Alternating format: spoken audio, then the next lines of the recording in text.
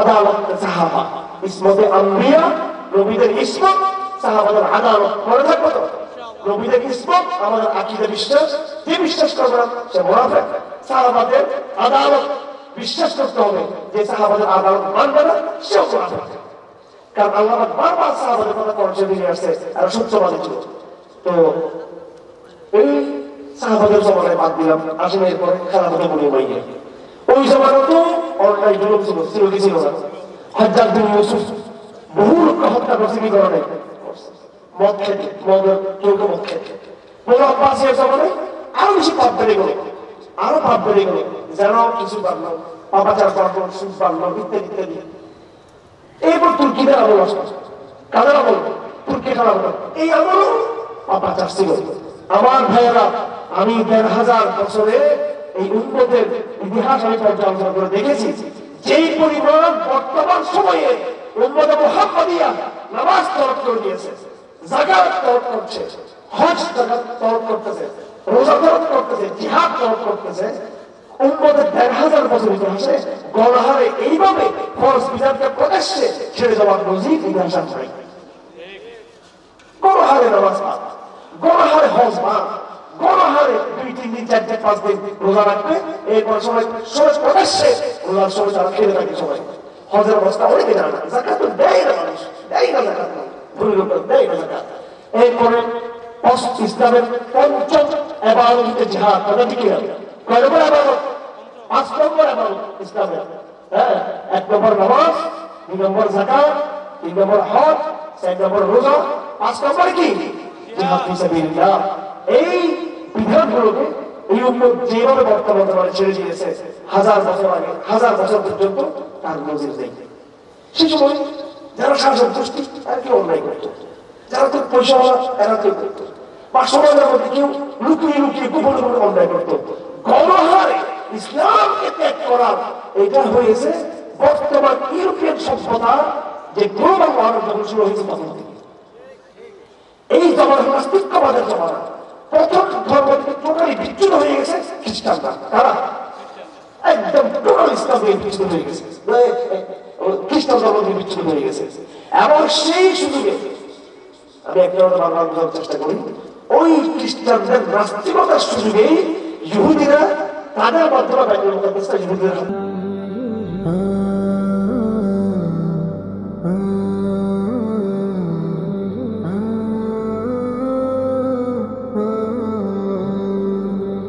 আমি আপনাদেরকে জেনে শুনে বলতেছি, একদম জেনে শুনে তথ্য নিয়ে বলতেছি আপনাদেরকে।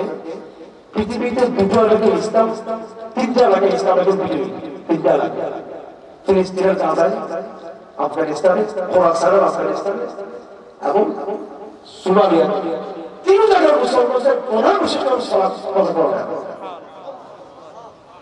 ১০০ মুসলমান। আফগানরা যতজন মুসলমান, ততজন মুসলমান বিশ্বাস করবেন না করে। এরকম মুসল্লি জাতি, এত মুসল্লি জাতি এই ফিলিস্তিনের গাজা অঞ্চলে, আফগানদের এবং আফ্রিকার কিছু কিছু অঞ্চল, ৩ জায়গায় আল্লাহ ইসলামী চিন্তা করছে। আজকে আমি বার্তা দিব, আমি এখানে আসলে এটা বলার জন্য আসছি, সালাত তো জরুরি আছে, আমি বড় অন্য কথা বলার জন্য আসছি। কিন্তু আমার যেই কথা আমি বলার জন্য এসেছি, আমার ভাইয়া, যে কাফেরকে তৈরি করার জন্য আমি এখানে এসেছি, যে আকীদার কথা বলার জন্য আমি আজকে এখানে এসেছি, যে দাওয়াতের পথ দেখানোর জন্য এসেছি, যে জিহাদের কথা বলে সমাজ ভেঙে পড়ে সেই জিহাদের কথা বলার জন্য আজকে আমি এখানে এসেছি। সব কিছুর পূর্ব শর্ত হলো আগে আপনারা সালাত পড়তে হবে। আমি একটা কাফেলা তৈরি করতে চাই, ছোট্ট কাফেলা, লাখ লাখ মানুষের জমায়েত আমি কখনো চাই না। সেই লক্ষ লক্ষ জমায়েত বাংলাদেশের সবচেয়ে বড় জমায়েত আমরাই করছিলাম সর্বপ্রথম করে 2013 সালে। এই গণজমায়েতের সাথে গণজাগরণ মঞ্চের বিরুদ্ধে হেফাজত ইসলামের বিশাল চেষ্টা, এটা বাংলাদেশের শীর্ষ আলোচনার মধ্যে অনেকে জানতে পারছে না। আমরা আরেককে বলে বুঝিয়েছি, এই যে গণজাগরণ মঞ্চ নিয়ে গেছে, এই এদের বক্তব্য, এদের বেয়াদবি, এদের প্রবৃত্তি, ওদেরকে এখন তখন অনেক বড় লেখা বলেছেন যে গণজাগরণ মঞ্চের বিরুদ্ধে কথা বলা মানে জামাত ইসলামী দালালি করা। ওরা মুক্তিযুদ্ধের চেতনায় লালিত পালিত হয়ে ওরা যুদ্ধাপরাধের বিচার করতেছে, দাবি করতেছে। সুতরাং এখানে ভালো দেওয়া যাবে না। শুধু যুদ্ধাপরাধের বিচার বলছে, সেটারও কথা আছে সুনির্দিষ্ট করে, তাও বাদ দিলাম, এটা রাজনৈতিক ইস্যু। সেটা আমি তো ইন্টারনেট ঘাটি আমাদের আগে থেকে এই গণজাগরণ করছে প্রত্যেকটা ওয়েবসাইটে মুক্তমান ধর্মকারী সামুয়েল ব্লগ আরো বিভিন্ন ব্লগে পরিষ্কার ভাবে ধর্মভিত্তিক রাজনীতির সিদ্ধান্ত তাদের টাইমলাইনে লেখা আছে। এবং এরপরে আমি অবাক হয়ে গেছি, যেটা আমার নজরে এসেছে এই 2010 সালে প্রথম আমার নজরে আসছে 2010 সালে, যে তারা রাসূলুল্লাহ সাল্লাল্লাহু আলাইহি ওয়াসাল্লামের একদম চারিত্রিক নৈতিক অবস্থা নিয়ে তারা জানি করতেছে। নাউজুবিল্লাহি মিন যালিক। আমি এত অস্থির ছবি আম্মা আয়েশা ওদের জাইনাব রাদিয়াল্লাহু আনহা রাসূলুল্লাহ সাল্লাল্লাহু আলাইহি ওয়াসাল্লামের, এটা আমি বিশ্বাস করতে পারতেছি না যে এটা বাংলাদেশে এই জিনিসগুলো হচ্ছে। 10 সালে আমার নজরে আসছে জিনিসটা, 11 সাল চলে কোন প্রতিবাদ নেই, কেউ কোনো আলাপ করতেছে না। কত পুরোদমী বুঝতে দেখা যায়। 10 সাল চলে গেল, 11 সাল চলে গেল, 12 সাল যখন আসলো, সেই 12 সালে তখন আমেরিকাতে একটা চলচ্চিত্র নির্মাণ হয় ইনোসেন্স অফ মুসলিম। সেখানে আমাদের নবীজি সম্পর্কে মারাত্মকভাবে সেখানে কিছু ছবি সেখানে প্রকাশ পায়, ডকুমেন্টারিতে ভিডিওতে সেখানে দেখা যায় এবং কিছু বক্তব্য। তার প্রতিবাদে পাকিস্তান বড় ধরনের কর্মসূচি ঘোষণা করে এবং সেদিন প্রচন্ড বৃষ্টি ছিল। আল্লাহ মাহমুদ শফি রহমতুল্লাহর নেতৃত্বে আমরা ছিলাম সবাই হাজার হাজার মানুষ নিয়ে মাদ্রাসা ছাত্রদের নিয়ে লালদিঘির ময়দানে আমরা সমাবেশ হয়েছিলাম আমেরিকার চলচ্চিত্রের প্রতিবাদে। কিন্তু আমার আশ্চর্য লাগতেছিল যে এতগুলো রাজপথে নেমে গেল, মাত্র কয়েক ঘন্টা পুলিশে তারা কেউ জানে না বাংলাদেশের আমেরিকার আমেরিকার ইনোসেন্স অফ মুসলিম চলচ্চিত্র তার চেয়ে আরো ভয়ঙ্কর ছবি নির্মাণ হচ্ছে বাংলাদেশে। বড় কারণ ওই যে চলচ্চিত্র সেখানে রাসূলুল্লাহ সাল্লাল্লাহু আলাইহি ওয়াসাল্লাম নাউযুবিল্লাহ ওনার নৈতিক চরিত্র নিয়ে এত আঘাত করা হয়নি, যে আঘাত করা হয়েছে ঢাকা বিশ্ববিদ্যালয়, জাহাঙ্গীরনগর বিশ্ববিদ্যালয়, জগন্নাথ বিশ্ববিদ্যালয় সহ কিছু কলেজ বিশ্ববিদ্যালয়ে কিছু চালু করা এবং বিভিন্ন ইনস্টিটিউশনের পড়া কিছু যে পরিমাণ ধ্যান করেছে রাসূলের সাথে, সেগুলো আমেরিকা, কানাডা এবং সুইডেনের কোন চলচ্চিত্রে এত পরিমাণে ধ্যান করা হয়নি। আমি অবাক হয়ে গেলাম, এই হেফাজত মাঠে নামলাম, আমরা মাঠে নামলাম, অথচ বাংলাদেশে এই সমস্ত ছবিগুলো কেউ প্রতিবাদ করতে যাবে। তখন 2012 সালে আমি ওই মিটিংয়ে আমি নিজে বক্তব্য দিলাম, অবশ্য বিরহমতুল্লাহের সামনে লেখাগুলোকে বলছি যে শেখুল ইসলাম, আমি আপনাকে রক্ষণ আজকে বলতে চাই যে আজকে আমরা এখানে সভাপতি হয়েছি, আপনি দেখুন শুধু আমেরিকার বিরুদ্ধে, শুধু আটলান্টিকের ওপারে রাসূলুল্লাহর সাথে বেয়াদবি করছে, সেজন্য আমরা এখানে সভাপতি হয়েছি। এই বাংলাদেশে এই সমস্ত কাজ করছে, এটা হযরতকে অর্থ করে বলছি, লাখ লাখ হাজার হাজার মানুষ ছিল। পরে আল্লামা জনাব বাবুল রাহিমাহুল্লাহকে পুরো ডকুমেন্টটা দিলাম, ছবিগুলো দিলাম, ওনাকে দেখালাম। তখনও সবাই মনে করছে এটা ঘটনা চক্রে বিচ্ছিন্ন কিছু একটা ব্যাপার। 2012 সাল, এরপরে 2013 সালে আল্লাহর কিছু মুজাহিদ যখন তাদের চূড়ান্ত সিদ্ধান্ত যখন নিয়ে ফেললো, তখন কেনই ঘটনা ঘটলো সে উদ্ধার করতে গিয়ে তখন সবাই যখন আসছে যে ঘটনা অনেক বড়। অথচ 10 সালে আমরা সতর্ক করেছি, আমি ব্যক্তিগতভাবে 11 সাল আমি সতর্ক করেছি, 12 সাল সতর্ক করেছি, কারো খবর করে নাই। 13 সালে এসে তখন সবার টনক করেছে যে শাহবাগ আর কারা বাংলাদেশ নাস্তিক রায়রা এটা চলছে, এটা নজর আসছে। তারপর আলহামদুলিল্লাহ আল্লাহ দ্বীনের বদ্ধ মুজাহিদরা তাদের সিদ্ধান্ত যেটা সেটা তারা নিয়েছে, আল্লাহ সুবহানাহু ওয়া তাআলা তাদের সকলকে আবার মুক্তি জমি ফিরে আনুন, আল্লাহ না করুন। আমি স্পষ্ট আজকে বলতে চাই, যদি সেটা আমাদের প্রত্যেকের অধিকার, রাসূলুল্লাহ সাল্লাল্লাহু আলাইহি ওয়াসাল্লামের ইজ্জতের সাথে যাদের শাস্তিযুক্ত হয়েছে, যদি পৃথিবীতে তাদের কারো শাস্তি কার্যকর হয়, আল্লাহ করে আমি ধ্বংস করে দিবেন। আল্লাহ একটা করে আল্লাহ। এই জন্য যারা রাসূলের প্রতিষ্ঠা করতে গিয়ে নিজের জীবনে ঝুঁকি নিয়েছেন, ওদের প্রত্যেককে উদ্ধার করার দায়িত্ব আমার আপনার সবারই দায়িত্ব। আজ মানুষ জিজ্ঞেস করে কখন বের হবে, আর একটু বের হবে, কখন বের হবে, বের হবে, কিন্তু ওদের কথা জিজ্ঞেস করা না যারা সত্যিকার অর্থে রাসূলুল্লাহ সাল্লাল্লাহু আলাইহি ওয়াসাল্লামের সবচেয়ে বড় সাদাতের খবর যারা রেখেছে, তাদের সামনে আমি হারানোর মুনাফিক আমি, আর বাকিদের কথা বললাম না। সুতরাং যারা যত বেশি ত্যাগ দিয়েছে আল্লাহর কাছে তারা তত বেশি প্রিয়, তত বেশি তাদের কোরবানি, তত বেশি তারা করবেন। আপনি যত বড় নিজেকে ইমানদার আলেম মনে করেন না কেন, ইসলাম বুঝতে মনে করেন না কেন, আপনি তাদের সামনে কিছুই রাসূলের সামনে দুনিয়াতে তাদের কোনো অবহেলা হচ্ছে, কেউ তাদের নাম দেয় না, কেউ তাদের নাম দেয় না। আশ্চর্য কথা। জেলখানায় আমরা কি জেল খাচ্ছি? আমি সবাই 5 বছর জেল খাচ্ছি, 2 বছর 3 বছর 3 বছর এগুলো কি আমার কি মৃত্যুদণ্ড হয়েছে? আমার কি কিছু অর্ডার হয়েছে? আমাকে যাবজ্জীবন হয়েছে? আমাকে ইমানের অর্থ একজনে আমাকে মেরেছে? আমি কি কারণ সব দিয়ে আমার রাস্তাতে? কিন্তু সব কিছু আল্লাহ দিনের ভাই আশেখ রসুলের সাথে সব কিছু হয়েছে। আল্লাহ চিনার চেষ্টা করছে, আমাদেরকে চেনার চেষ্টা করছে। আল্লাহ দিনের আশেখ চেষ্টা করছে। কাল কিয়ামতের দিন আপনাকে দাঁড়াতে হবে রসুল সাল্লাল্লাহু আলাইহি ওয়াসাল্লামের সামনে। আল্লাহর সামনে দাঁড়াবে তো আমরা এখন দাঁড়াবো আল্লাহর সামনে, কিন্তু রসুলের সামনে রসুল হয়ে যাবেন আপনি। উনি সবাইকে চেনেন, প্রত্যেককে রসুলের ইস্তেকবাল করবেন, প্রত্যেককে ভিজিট করবেন। আমরা ফরদুল হাউস, আমি হাউসে দাঁড়িয়ে সবাইকে রিসিভ করবো, সবাইকে আমি সবাইকে চিনবো। আমি কিয়ামত পর্যন্ত আমার শেষ পর্যন্ত সবাইকে আমি রিসিভ করবো। এর মধ্যে কিছু ধরা হয়ে যাবে, যাদের মধ্যে নেফাক ছিল মোনাফিক ছিল ধরা হয়ে যাবে। আপনার আশেখ রসুল গুমরাহ যাদের কথা কেউ বলবে তারা রসুলের পাশে জায়গা পাবে। সেদিন আপনি অনেক বড় মুহাদ্দিস হয়ে উজ্জীবিত হতে পারেন, অনেক বড় ইসলামিক নেতা হয়ে আপনি উজ্জীবিত হতে পারেন, অনেক বড় সালাফি হানাফি ঘরানার অনেক বড় মুক্তাদাই কওম হয়েও আপনি উজ্জীবিত হতে পারেন। কারণ রসুলের রাসূলের পরে যখন আঘাত আসতেছিল তখন গুটিকয়েক কুরাবা তাদের সিদ্ধান্ত নিয়েছে, আপনি তাদেরকে কিছু করতে পারেন নাই। আমি এটা আমার উদ্দেশ্য হলো যে ইমানদারদেরকে নিজের নেশা থেকে মুক্ত হওয়া। আমার জন্য আমার সামর্থ্য করতে পারিনি, কিন্তু আল্লাহ দ্বীনের জন্য যারা কোরবানি দিয়েছে তাদেরকে চিনতে হবে। আপনি দুনিয়াতে এত বড় কোরবানি দিতে পারেন নাই, কিন্তু যারা কোরবানি দিয়েছে তাদেরকে ভালোবেসেছেন, আল্লাহ তাদের সাথে আপনি হয়ে যাবেন। আর এই কথা শুরু করছিলাম আমি এই জন্য, সেই 2013 সালে আমরা যতটুকু বলেছি আমরা আল্লাহ রসুলের জন্য বড় কিছু করতে পারি নাই, আল্লাহ রসুলের বিয়াদত করে আমরা চূড়ান্ত সিদ্ধান্ত নিতে পারি নাই। কিন্তু আমরা যেটা করেছি সেটা হলো রাজনৈতিক এমন জাগরণ তৈরি করছি আমরা যে আলহামদুলিল্লাহ বাংলাদেশে নাস্তিকরা যেটা স্পর্ধা দেখিয়েছিল গণজাগরণ মঞ্চ করে ইসলামী রাজনীতি নিষিদ্ধ করার নামে, ইসলাম নিষিদ্ধ করার নামে 2013 সালে পর আর বাংলার বাড়িতে ইনশাআল্লাহ কোনদিন তারাই সাহস করবে না নতুন কোন আন্দোলন খাড়া করতে। এটা আমাদের পাওয়া ছিল। এবং বিভিন্ন কথা আপনাদেরকে বলতে চাই, যেটা আসল কথা শুরু করেছিলাম।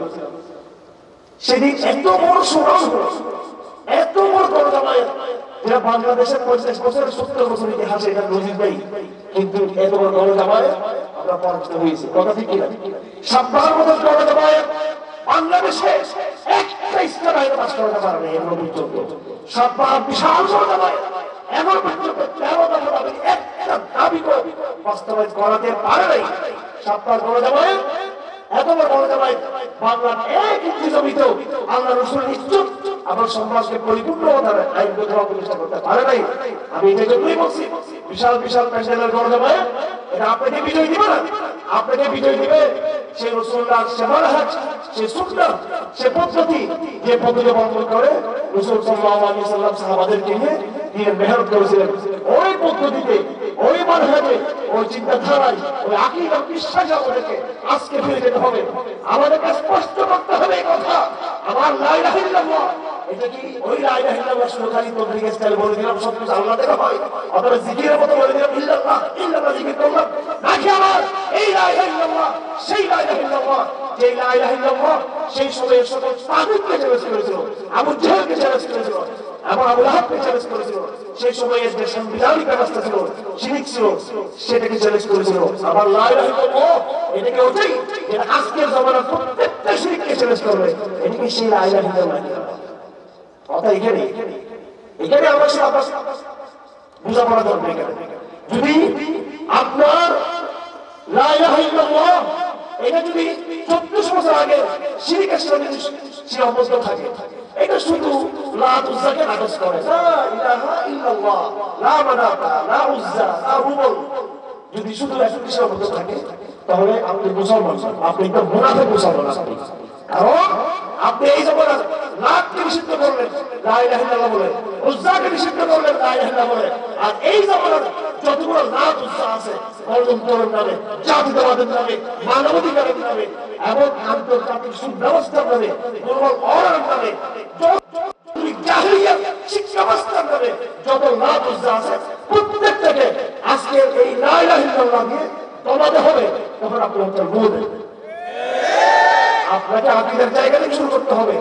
যে তাওহীদের ঘোষণা সমকালীন শিরককে ইগনোর করে না, যে তাওহীদের ঘোষণা সমকালীন বিষয়কে, সমকালীন শিরককে নিগেট করে না। এবং আমাদেরকে অনেকে বলতে পারেন আপনারা উগ্রবাদী, জঙ্গিবাদী, কবি ঘরে কেউ মানহাজে বলতে পারেন, আপনার আকীদাতে সমস্যা আছে, আপনার আকীদাতে সমস্যা আছে। আর কোথায় বলে বেয়াদব কিসের? বেয়াদবরা বেঈমানরা কিন্তু এটা বলে রাখবেন। হ্যাঁ, ঠিক আছে? আপনি আদালত করে বেঈমান হয়ে যাচ্ছেন। আপনি আপনার বয়ান, আপনার স্টাইজুর, আপনার মাহফিল, আপনার বক্তব্য কেন বর্তমান সময়ে তাওহীদ বিদ্বেষী এই সিস্টেমকে কেন চ্যালেঞ্জ করতেছেন? আপনার বয়ান কিসের বয়ান এগুলো? আপনার কিসের ইসলাম? আমলের ইসলাম? আমলের ইসলাম নাকি আদিবাদের ইসলাম? হ্যাঁ, কোরআন বলছে, আমি একজন তালিম হিসেবে, একজন নবী আলিম হিসেবে আপনাদের সামনে পেশ করতে চাই। রাসূলকে দুনিয়াতে পাঠানো হয়েছিল ইয়াতলু আলাইহিম আয়াতিহি, এক নম্বর আল্লাহর আয়াতকে তিনি বয়ান করবেন, আল্লাহর নিদর্শনকে বয়ান করবেন, কোরআনকে তিনি তুলে ধরবেন, কোরআনের আগে তুলে ধরবেন। ওই ইউযাক্কিহিম, তাদেরকে তিনি পবিত্র করবেন। ইউযাক্কিহিম মানে খানকা, ইউযাক্কিহিম মানে তাসাউফ, ইউযাক্কিহিম মানে ছোট ছোট আমল ওয়াজ, ইউযাক্কিহিম মানে ইস্তাহিনী। আরে বাবা, ইউযাক্কিহিম মানে পদের শিরক থেকে মুক্ত করতে রাসূলুল্লাহ, কথা ঠিক কিনা? তাজকিয়া, পদের তাজকিয়া হবে শিরক থেকে। এখন আমি যদি কাউকে বিরাট ভারত দিয়ে দিলাম, নকশবন্দি, চিশতিয়া, বিভিন্ন সিলসিলা দিয়ে দিলাম, কিন্তু আমি তার শিরকের চিকিৎসা করলাম না। তার ভিতরে যে আলমানিয়ত, ধর্মনিরপেক্ষবাদ, জাতীয়তাবাদ, আধুনিক জাহিলি শিক্ষা ব্যবস্থার যে সমস্ত কুফরি মতবাদ আমি তার অন্তর থেকে সেটা জাহির করলাম না। তার উদাহরণ হলো, আমি রোগীর সর্দির চিকিৎসা করলাম, চুলকানির চিকিৎসা করলাম, তারপরে আর কি আছে, টিউমারের টাচের চিকিৎসা করলাম, কিন্তু তার ব্রেন ক্যান্সার হয়েছে, হার্ট ক্যান্সার হয়েছে, ব্লাড ক্যান্সার হয়েছে, এটা চিকিৎসা করলাম। তো আমি কি আসলে পারফেক্ট ডাক্তার হতে পারবো? আমি একজন ডাক্তারকে রোগীর মৌলিক রোগকে চিহ্নিত করতে হবে। আমার ভাইরা, তাড়াহুড়ো করে কথা বলছি, সময় যেহেতু কম, আমার ভাইরা সত্যিকার বুঝে শুনে একটা কথা বলবেন, বুঝে শুনে বলবেন, না বুঝে আসলে বলার দরকার নেই, বুঝে শুনে উত্তর দিবেন। এই জমানার ক্রাইসিস, এই জমানার সমস্যা কি মৌলিকভাবে আসলে এটা কি আমলের সমস্যা নাকি আকীদার সমস্যা? যাদের বুঝাচ্ছে তারা বলিয়ে, না বুঝাচ্ছে বলার দরকার নেই, খুব চিন্তা করে বলে, ভেবে চিন্তা বলিয়ে, এটা কি আকীদার সমস্যা নাকি আমলের সমস্যা? আমলের সমস্যা আমরা দেখতেছি, আমলের সমস্যা। গণহারে সবাই নামাজ ছেড়ে দিয়েছে, গণহারে মেয়েরা পর্দা ছেড়ে দিয়েছে, গণহারে মানুষ হারামকে হারাম, হারামকে হারাম মনে করতেছে। কিন্তু যদি আমি মৌলিকভাবে চিন্তা করি, এই সমস্যা কিন্তু আমলের সমস্যা না। মানুষ খেয়াল করবেন, আমি ধরলাম এই জমানা এটা আমলের সমস্যা। আমার সাথে অনেক অনেক বক্তা বন্ধুরা একমত হতে চান না, তারা এই স্তরে কথা বলাটা পছন্দ করেন না। ওনার মধ্যে এটা আমলের সমস্যা। এবং আরে ভাই কি বলবো, আর আকীদা কিতাব সব হাজির আছে আমাদের কাছে। এখন আমি বেশি আমার সমস্যা বলতেও চাই না। যাকে তাকে কাফের বলা ভয়ঙ্কর কথা, ঠিক কিনা? ঠিক না বেদিক? যাকে তাকে কাফের বলা যাবে না, যাকে তাকে যেভাবে কাফের বলা যাবে না, যাকে তাকে মুসলমান বলা যাবে না। আব্দুল্লাহ ইবনে মাসউদ একবার পুরো আয়াত নাযিল করে দিয়েছেন, আল্লাহ পাক রাসূলকে সাবধান করে দিয়েছেন, বস যা হয়েছে এই মুনাফিকের সাথে ভদ্রতা সৌজন্যতা বহু করেছেন আপনি, খবরদার আর আপনি আর এক কথা বলবেন না, আপনি একদম সাবধান। আল্লাহ পাক বলে দিয়েছেন মুনাফিক একদম কাফের শেষ, আল্লাহ নিষিদ্ধ করে দিয়েছেন। ইবনে আব্দুল্লাহ আলী কারি রাহমাতুল্লাহ আলাইহি বিখ্যাত কিতাব মিরকাতুল ওয়াফাতি শারহ মিশকাতুল মাসাবি, অনেক বড় হাদিসের গ্রন্থ, বহুত বড় আলেম ছিলেন। আল্লাহ পাক সুবহানাহু ওয়া তাআলা পৃথিবীর যে স্থানগুলোর বাড়ি আছে সেখানে যাওয়ার তৌফিক দিয়েছে আমাকে। এই মোল্লা আলী রাহমাতুল্লাহ আলাইহি পরিষ্কার লিখেছেন, ইদখালুল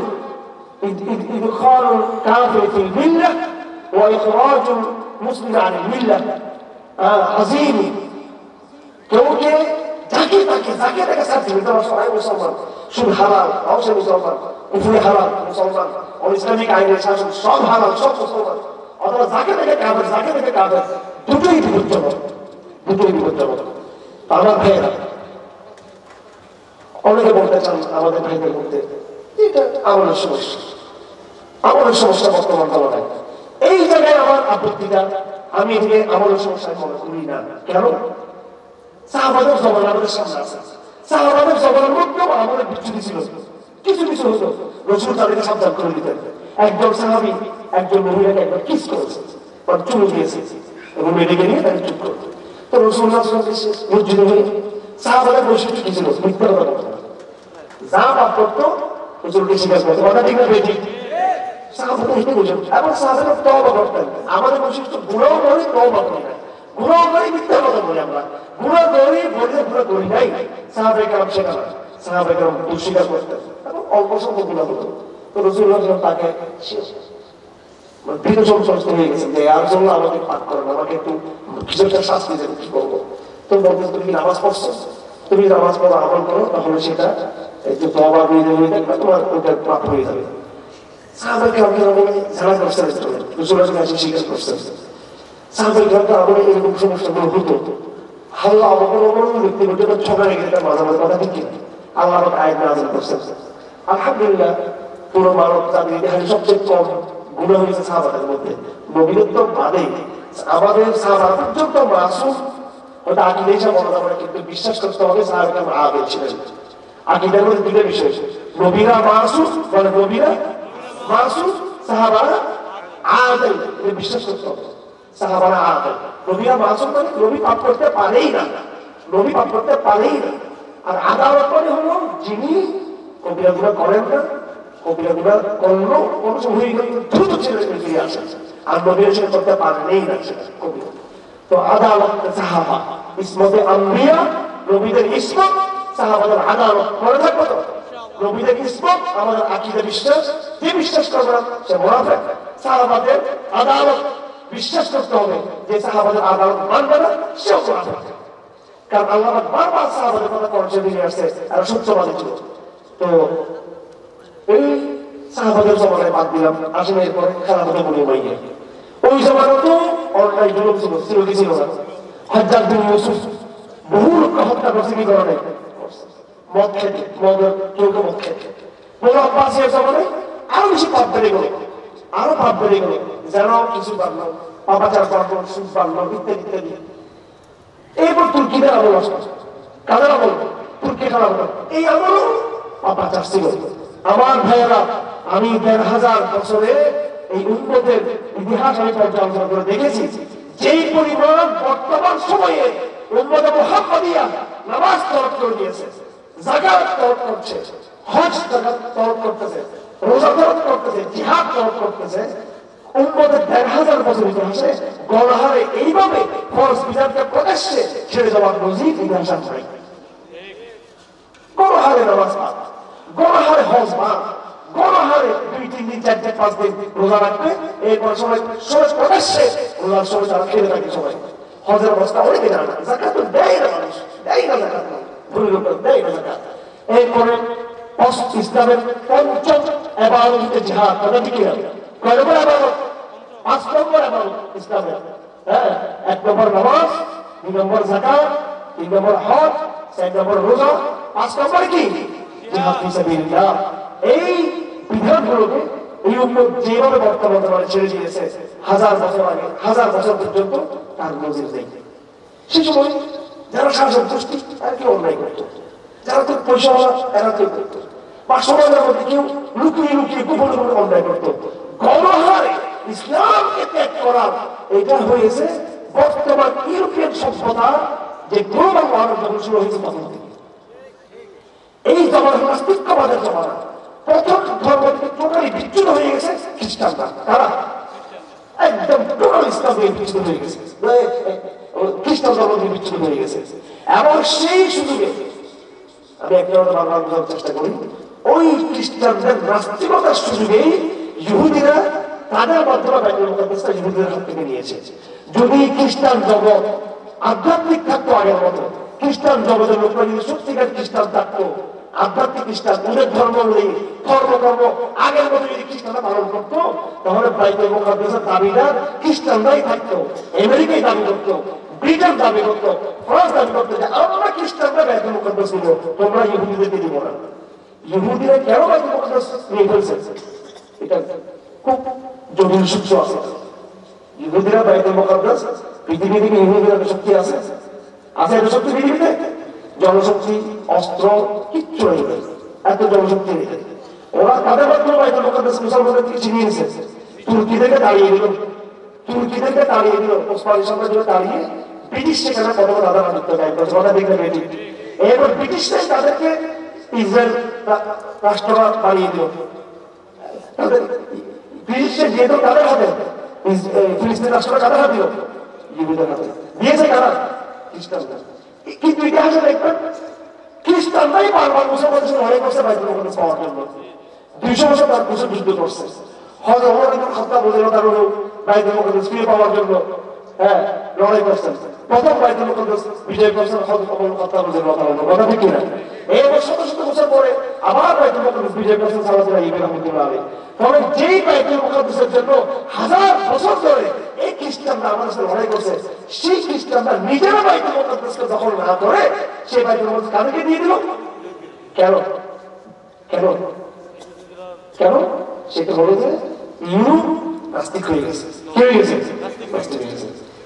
ব্যাপকভাবে বর্তমান জামানার উত্থানের কারণে, আধুনিক জামানার প্রভাবে, আধুনিক জামানার প্রভাবে এই খ্রিস্টানরা ধর্ম ছেড়ে দিয়েছে। তার খ্রিস্টানদের তারা কি হয়ে গেছে?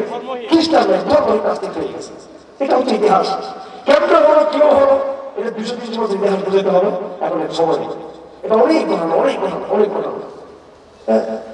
তো এই খ্রিস্টানরা নাস্তিক হওয়ার সুবাদে ইহুদিদের কবল করে গেছে। কি করে গেছে? না হলে কোনদিন খ্রিস্টানরা বাইবেল মুকাদ্দাস কাদেরকে দিত না। এই কথা বুঝে আসছে? যেই পদ্ধতিতে খ্রিস্টানরা নাস্তিক হয়ে গেল, নিজেরা ধর্ম ছেড়ে ছিল খ্রিস্টানরা, ওরা মুসলিম দেশে দেশে সাম্রাজ্য বিস্তার করলো। কি বিস্তার করলো? তুর্কিদেরকে সরাই দিল সব জায়গা থেকে। কলকাতা, বাংলাদেশ, দিল্লি ধীরে ধীরে তারা দখল করলো, সৌদি আরব দখল করলো, মিশর দখল করলো, ফ্রান্স আলজেরিয়া দখল করলো, ইটালি কি দখল করলো?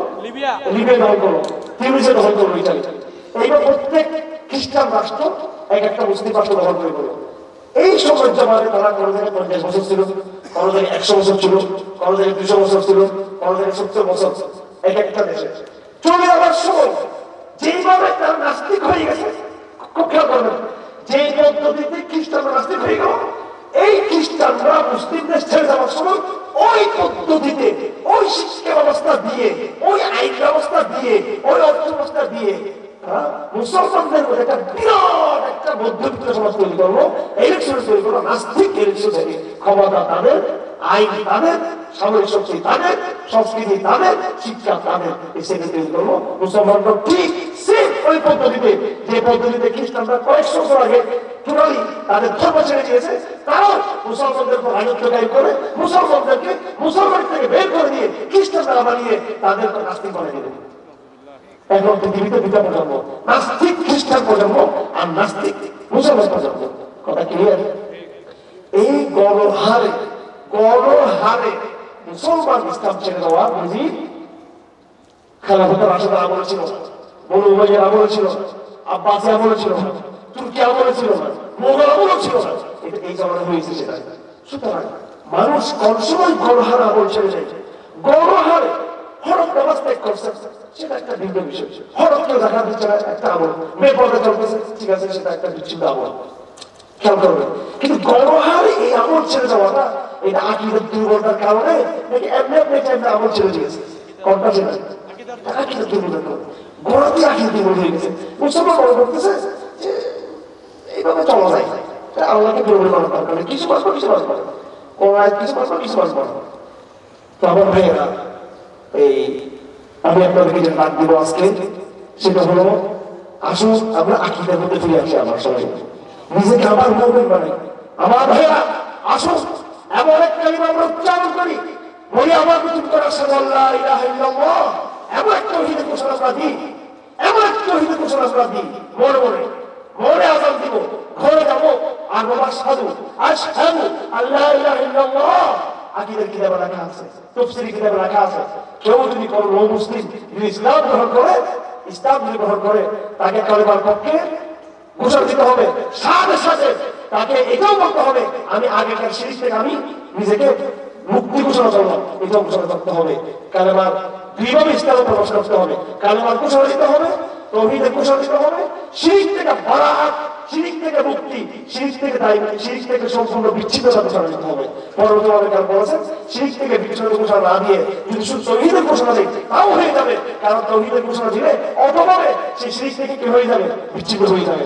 কিন্তু অনেক বড় কেন বলছেন না, বলতে হবে আশহাদু আল্লা ইলাহা ইল্লাল্লাহ, আমি সাক্ষ্য দিলাম আল্লাহ এক, অদ্বিতীয়, এবং আমি আমার অতীতের শিরকের সাথে সম্পূর্ণ আমি কি করলাম, আমি সম্পর্ক ছিন্ন করলাম।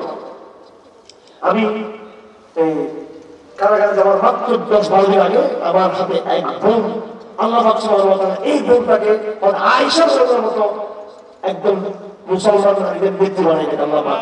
ঠিক আছে, উনি একটা ইঞ্জিনিয়ারিং বিশ্ববিদ্যালয়ে এবং উনি এটা বিয়ে করেছেন আলহামদুলিল্লাহ, উচ্চশিক্ষিত উচ্চবিত্ত হিন্দু পরিবারের মেয়ে, ইঞ্জিনিয়ার মেয়ে। আমার মেয়ে হচ্ছে আয়েশা খান্দান।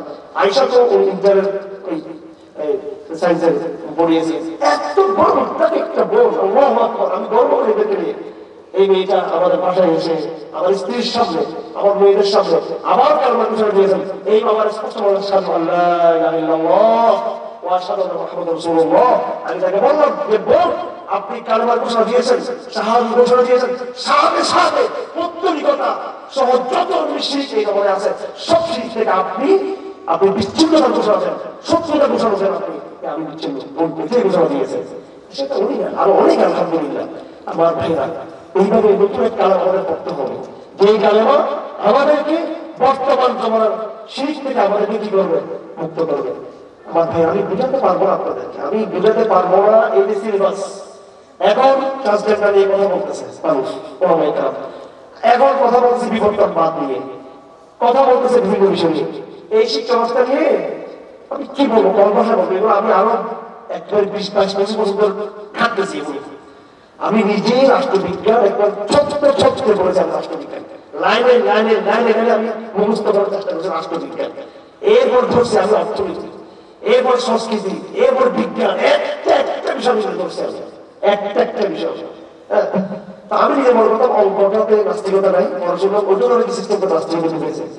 এই শিক্ষা ব্যবস্থার উপর আমার যথেষ্ট আমার নজর আছে আলহামদুলিল্লাহ। আমি নিজেই পড়ছি। যিনি অর্থনীতির টিচার ইউনিভার্সিটির বিখ্যাত, তার কাছে আমি অর্থনীতি পড়ার চেষ্টা করছি। তো আমার কাছে তো পড়ছি ইসলামী অর্থনীতি, বাংলাদেশেও যারা অর্থনীতি অবস্থা তাদের কাছে বুঝে দিতে আমার রাষ্ট্রবিজ্ঞান টিচার কাছে গিয়ে বলছি, মারা ফারুক সাহেব আঙ্কেল বলছে আমাকে রাষ্ট্রবিজ্ঞান বুঝে দেন।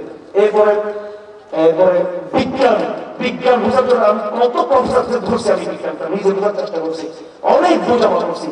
আমি জেনে শুনে বলতেছি আমার ভাইয়েরা বোনেরা, এই পুরো শিক্ষা ব্যবস্থা আপনাদের লাইনে লাইনে লাইনে কুফরি, লাইনে লাইনে শিরক, লাইনে লাইনে শিরক। শিক্ষা ব্যবস্থার প্রত্যেকটা সাবজেক্ট পড়তে লাইনে মধ্যে শিরক কুফর। আপনারা বলবেন যে এখন আল্লাহকে গালি দেন, রসুলকে গালি দেন। আমি এখন সরকার কি বুঝাবো? আল্লাহকে বাদ দেওয়ার জন্য আল্লাহকে গালি দিতে হবে নাকি? যেই জায়গায় আল্লাহর নাম দ্বারা অপরিহার্য, সেই জায়গায় আপনি বলেন অর্থনীতি অ্যাডাম স্মিথ, আপনি অ্যাডাম স্মিথের গোলাম, আপনি আব্দুল্লাহ, আপনি অ্যাডাম স্মিথ অর্থনীতি বলবেন। রাজনীতির মধ্যে আপনি আল্লাহ না বলে আব্রাহাম লিঙ্কন বলছেন, তো রাজনীতির মধ্যে আপনি আব্দুল্লাহ না, আপনি আব্রাহাম লিঙ্কন। সামাজিক সিস্টেমের মধ্যে আপনি এসে তাইলেন আপনি কাকে, কার্ল মার্ক্সকে, তবে ওখানে এসে আপনি আব্দুল্লাহ হতে বলেন, আপনি আব্দুল কার্ল মার্ক্স। ঠিক আছে, প্রত্যেকটা বিষয়ে আপনাকে বুঝা করতেছেন, সেই করতেছেন। আমার ভাইরা, এটা চাইনিয়ে শেষ কথা বলে দিচ্ছি, এই সমাজের এই অবস্থা মুসলমানদেরকে আমরা কি বিচার করবো, কি নাম দিব? ঠান্ডা মাথায় কথা বলার চেষ্টা করবো। আমি কারাগারে এই ক্রাইসিস, মুসলমানদের এই অধপতিত অবস্থা, কিছু আছে দুধ খেয়ে আসতেছে, কিছু দুধ না খেয়ে আসতেছে। কথা ঠিক না বেটি? দুধ খেয়ে লাভ হচ্ছে, লাভ হচ্ছে যারা মুসলিম দেশের ক্ষমতায় আছে। কথা ঠিক না বেটি? দুধ খেয়ে আসতেছে, কিসের দুধ? নাস্তিকতার দুধ। কথা ঠিক না বেটি? রিদ্দাতের দুধ, কুফরি, এটার দুধ খেয়ে আসতেছে। এরা হলো সুশীল শিক্ষিত সমাজ, এই সমাজ বুঝে শুনে ইসলামকে তারা কি করতেছে না, লালন করতেছে না। আর আপনারা আমরা না জুড়ে না আসলে কর্মীরা ধরতেছে পিছনে পিছনে পিছনে পিছনে সেদিকে পিছনে তারা। এখন যারা অথান্ত ধরতেছে হয়তো বা তাদের উপরে কুফরি আরোপ করতে কষ্ট আছে, কিন্তু যারা জেনে শুনে এই জাতীয় আধুনিক এই সমস্ত কুফরির সাথে যুক্ত আছেন তাদের ব্যাপারে আপনি কি বলবেন? কারাগার আমি অনেক গবেষণা করার পরে আমি দেখলাম আল্লাহ পাক সুবহানাহু ওয়া তাআলা সূরা বাকারা শুরু করতেই মুমিনদের আয়াত নাযিল করেছেন তিন চারটা। আলিফ লাম মিম যালিকাল কিতাবু লা রাইবা ফীহি হুদাল লিল মুত্তাকিন আল্লাযীনা ইউমিনুনা বিল গায়বি ওয়া ইউকিমুনাস সালাত। এভাবে মুত্তাকিন মানে মুমিন ওনাদের সম্পর্কে তিন চারটা আয়াত। এরপরে কাফিরদের আয়াত 72টা। কয়টা আয়াত? এরপরে মুনাফিকদের আয়াত কয়টা? প্রায় 10 থেকে 11টা আয়াত লাগাতার তাদের সম্পর্কে মুনাফিকদের সম্পর্কে। আর মানে হলো সূরা বাকারার মেসেজ হলো মুসলমানদের সমস্যা কাফেরদের চেয়ে বড় সমস্যা হলো মুসলমানদের জন্য মুনাফিকের সমস্যা। আগামীতে কিছু মুসলমান জনগণ মুনাফিক মুসলমান সূরা বাকারাতে এই জন্য আল্লাহ মুনাফিকদের কথা ডিটেইলস আসতে পারলাম একবার শুরুকে দিয়ে। এরপরে কারা সমস্ত লোক ওখানে নাম নেয় আল্লাহ এরা কারা মুশরিক ইহুদি খ্রিস্টান না মুসলমানদের মধ্যে কারো কথা বলছে আল্লাহ কিছু বুঝতে দেবে, কিন্তু কোরআন কারীম বলবে জায়গার মধ্যে আল্লাহ পরিষ্কার ভাবে ইহুদিদের চরিত্র নিয়ে আসছেন, খ্রিস্টানদের চরিত্র নিয়ে আসছেন, আব্দুল্লাহ নবী রাসূল তার বংশধরের চরিত্র নিয়ে আসছেন। আল্লাহ সুবহানাহু ওয়া তাআলা একটা প্রজন্মকে আমাদের সামনে দাঁড় করিয়েছেন মুনাফিক হিসেবে, যাদের উপরে একটা ভিতরে একটা। আমি এখন নিশ্চিতভাবে এই কথা বলতে পারি মুসলমানদের যে বর্তমান যে সমস্যা আমরা যদিও নামাজ পড়ি, যদি মুসলিম সমাজে আছি, কিন্তু আমরা হলো মুনাফিক মুসলমান, আকীদার মুনাফিক করে, আমলে মুনাফিক না, কাজের মুনাফিক না, বিশ্বাসের মুনাফিক। কুফরের 4টা প্রকার আছে, কুফরুল জুহুদ, কুফরুল ইনাদ, কুফরুল নিফাক, কুফরুল জান্দাকা। জিন্দিক এক প্রকার কাফের, মুনাফিক আরেক প্রকার কাফের। যে জুহুদ করবে সে এক প্রকার কাফের, যে ইনাদ করবে সে এক প্রকার কাফের। খ্রিস্টান বুদ্ধের এক প্রকার কাফের, ইহুদিরা বুঝিয়ে করে এক প্রকার কাফের। একটা জুহুদ একটা ইনাদ। কুফরের 3 4 5 যত প্রকার যে হলো একটা প্রকার হলো কুফরুল নিফাক। নিফাক একটা কুফর, নিফাক একটা কি কুফর। সুতরাং যারা আমরা শিক্ষা রাজনীতি বা জ্ঞান বা বিভিন্ন সংস্কৃতি কালচার সাথে আমরা যুক্ত আছি, বড় একটা অংশ আমরা নেতাদের সাথে আমরা যুক্ত আছি। আমরা রাসূলুল্লাহ সাল্লাল্লাহু আলাইহি ওয়াসাল্লাম একটা হাদিস বলে শেষ করে দিচ্ছি, সেটা হলো 3 প্রকার ব্যক্তিকে আল্লাহ পাক মারাত্মক ঘৃণা করেন। তার মধ্যে এক প্রকার ব্যক্তি হলো মুত্তাকিন ফিল ইসলাম সুন্নাতুল জাহিলিয়া। ইসলামের ঘোষণা দেওয়ার পরও তার মধ্যে জাহিলিয়া পাওয়া যাচ্ছে, অর্থাৎ ইসলাম এবং জাহিলিয়া একসাথে চলতে পারে। ইসলাম হলেই যে আপনি মুনাফিক হবেন না তা নয়, ইসলামে আসার পরও নানান ধরনের জাহিলিয়া আপনি করতে পারেন। আমি একটা চুক্তি দিকে দেখেছি, এবার সবরে আনা হয়নি, আমি 100টা হাদিস দেবো কাছে আলহামদুলিল্লাহ, প্রায় 20-22-23 বছর ধরে হাদিস পড়াচ্ছি।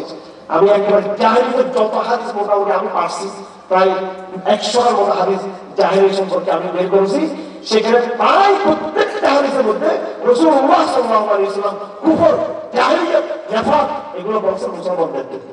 নানান ভাবে জাহিলিয়াত মুসলমানদের মধ্যে আছে। একসাথ জিজ্ঞেস করছি, ইয়া রাসূলুল্লাহ আপনি যে বলতেছেন জাহিলিয়া হবে না, জাহিলিয়া করা যাবে না, নামাজ রোজা পড়ার পরও কি জাহিলিয়া হতে পারে? নামাজ রোজা পড়ার পর রাসূলুল্লাহ বলেন যদি কেউ কি করে নামাজের পরে রোজা রাখে তাও কি হতে পারে? জাহিলিয়া হতে পারে। সুতরাং এখানে আশ্বস্ত হওয়ার কোনো কারণ নেই।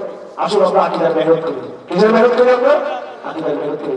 আমরা যদি আকীদা ঠিক হয়ে যায়, নতুন করে ইনশাআল্লাহ হাদিস, এরপর আমরা যদি সওয়াব নির্ধারণ করি, এরপর আমার ভাইয়েরা যেই মেসেজ আমাদের এসেছি, পরবর্তী তোমার কাজ হবে আকীদাকে ঠিক করো, সালাতকে ঠিক করো, এরপর তোমার কাজ হবে দাওয়াতের দায়িত্ব। এই দাওয়াত দিয়ে এই মুরতাদ সমাজকে, মুনাফিক সমাজকে সঠিক পথে আনতে হবে। এরপর অবশ্যম্ভাবী হবে আখেরি জমানায়, ফিতরের জমানায় আপনার দায়িত্ব হবে জিহাদ ফিসবিলিল্লাহর দায়িত্ব। এটা আপনি করতে চাইলেও আপনার দিকে ধেয়ে আসতেছে, না করতে চাইলেও এটা ধেয়ে আসতেছে আপনার দিকে। কথা ঠিক না বেঠিক? আপনি জানতেই এই যে আরাকান মুসলমান নির্যাতিত হোক, কিন্তু ধেয়ে আসছে মুসলমান আপনার দিকে। জিহাদ আপনি জিহাদ দিকে যাওয়ার দরকার নাই, জিহাদ আপনাকে আপনার নাগা নিয়ে আসবো, আপনাকে বাধ্য করবো। আপনাকে কোন দিকে যাবেন?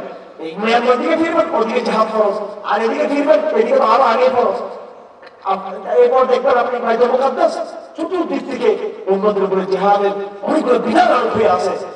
এই কঠিন পথ, এই আজিব পথ, দুর্গম পথ কেমনে আপনি অতিক্রম করবেন যদি আগে থেকে আপনার সলাতের অভ্যাস না থাকে, যদি আপনার মধ্যে যদি আকীদার মেহনত না থাকে, আপনার মধ্যে যদি ওয়ালা যদি না থাকে, বালা যদি না থাকে, শত্রু মিত্র মত কি আমার শত্রু কি আমার মিত্র, কোনটা জাহিলিয়াত কোনটা এই জামানার শিরক কোনটা জামানার শিরক, যদি এটা না থাকে আপনি কেমনে আগামীতে কঠিন লড়াই আপনি করবেন। সেটা ধেয়ে আসতেছে বোঝাতে কি না নাকি না, মুসিবত দুর্যোগ আক্রমণ এইদিকে ধেয়ে আসতেছি আমাদের পরে, সেখানে দুটো অবস্থা হবে, হয়তো কল্লা করা যাবে আপনার, কিংবা আপনি ইমান হারিয়ে ফেলবেন, আত্মসমর্পণ করবেন, সব ছেড়ে দিলাম, কোরআনের কাবের হয়ে গেল, অথবা কল্লা কেটে যাবে। কল্লা কাটারও দরকার নেই, ইমান কাটারও দরকার নেই, আগে থেকে তৌহিদ ঠিক করি, আগে থেকে জিহাদের প্রস্তুতি গ্রহণ করে থাকে, তাহলে আমরা কাকে আপনি ইনশাআল্লাহ। মেসেজ ক্লিয়ার, কিসের মেসেজ? আকীদার দিকে ফিরে আসুন, নিজেকে সালাতের মুখী করুন, মসজিদগুলো আবাদ করুন, এবং দাওয়ার মিশনকে হাতে দিন। কিসের মিশন? দাওয়ার মিশনকে হাতে দিন। দাওয়ার অ্যাপ্রোচ ফরম টুডে, আজকে থেকে শুরু করুন দাওয়ার অ্যাপ্রোচ, আর জিহাদের চেতনা এটা আলোক করুন। মনে রাখুন সেটাকে, যখন আসবে তখন সবাই কথা বলবেন ইনশাআল্লাহ। আর গ্লোবাল নেতৃত্ব আমাদের উপর আছে, সে দায়িত্ব আমাদের আছে। মুসলিম বড় যার জন্য নিবন্ধে মুসলিম সভ্যতা নয়, মুসলিম গ্লোবাল। ফিলিস্তিনের সমস্যা আমার, উইগুরের সমস্যা আমার, কাশ্মীরের সমস্যা, হিন্দুস্তানের সমস্যা আমার। যখন যেদিকে সুযোগ হবে আল্লাহর রাস্তায় নির্দ্বিধায় কাউকে অবহেলা করে শরীক হতে পারবে, আমার জন্য ধর্মের বিষয়, আমার দায়িত্ব। আর যদি করতে না থাকে হিজরতে, তাহলে নিজে এই জায়গা থেকে আমাদের কাজ করবো, সর্বাত্মক ওই কাতারের চাঁদা লালন করবো, যাতে সবাই আসতে যাতে আমি কষ্ট দাবি না হয়। وآخر دعوانا الحمد لله رب العالمين وصلى الله تعالى على خير خلقه محمد وآله وصحبه أجمعين.